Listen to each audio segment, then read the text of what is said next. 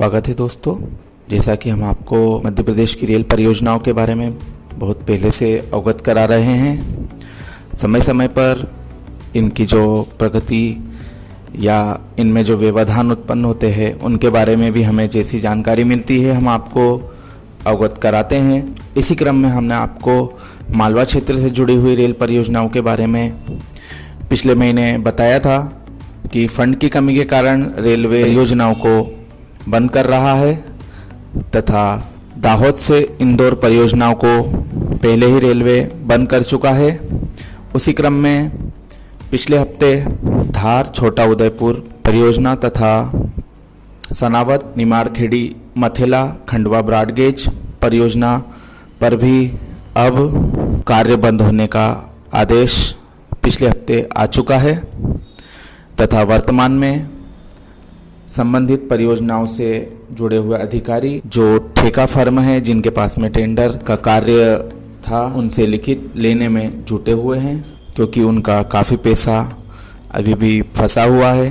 वहीं उज्जैन से फतेहाबाद जो बड़ी लाइन का कार्य है वह लगभग अंतिम चरण में चल रहा था, उसके भी रेलवे अधिकारी सितंबर तक ही पूरा होने की बात अब कह रहे हैं। जबकि तथा उज्जैन करछा के बीच दोहरीकरण के थोड़ा सा कार्य बचा हुआ था वह भी अब चल रहा है। इंदौर दाहोद रेल परियोजना की टिही पीथमपुर की जो सुरंग है उसका भी कार्य चालू है। स्थानीय जनप्रतिनिधियों ने कहा था बरसात में यदि यह कार्य बंद हो जाता है सुरंग का तो जो पूर्व में किया हुआ कार्य था वह पूरी तरह से खराब हो जाएगा तथा उसमें पानी घुस सकता है, इसलिए यह कार्य जारी रखा गया है तथा कुछ सुरक्षा इंतजामों के साथ में बरसात के समय इस सुरंग को बंद कर दिया जाएगा तथा इसमें पानी घुसने तथा नुकसान कम से कम हो ऐसा कार्य किया जाएगा।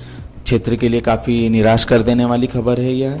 हालांकि इसके ऊपर पहले से चर्चा चल रही थी, लेकिन सनावद स्टेशन तक केवल विद्युतीकरण का कार्य ही बचा हुआ था।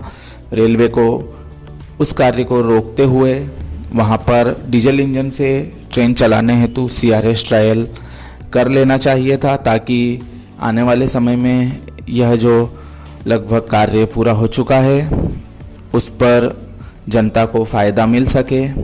लेकिन रेलवे के द्वारा कार्य को सनावद स्टेशन पर भी बंद किया जाने का आदेश संबंधित फर्म और रेलवे के जो जुड़े हुए अधिकारी उनके पास आ चुका है, इसलिए सनावद से रेल चलना अभी सपना ही रहेगा।